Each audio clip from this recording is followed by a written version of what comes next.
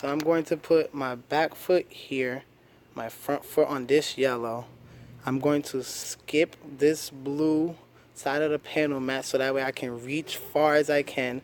I'm going to put both hands on the green and put my back leg that started here on this blue panel mat on this orange, and my front foot that started on this yellow part of the panel mat on that other blue panel mat.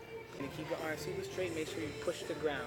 Your back leg is gonna give you all your power, you have to kick it. Is that you bend your front leg so that way you can straighten it and give you more of a push going higher.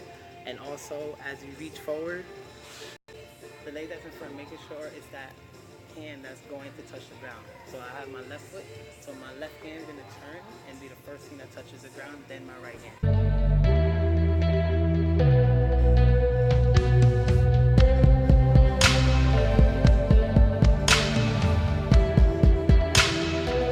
That's how you do a cartwheel.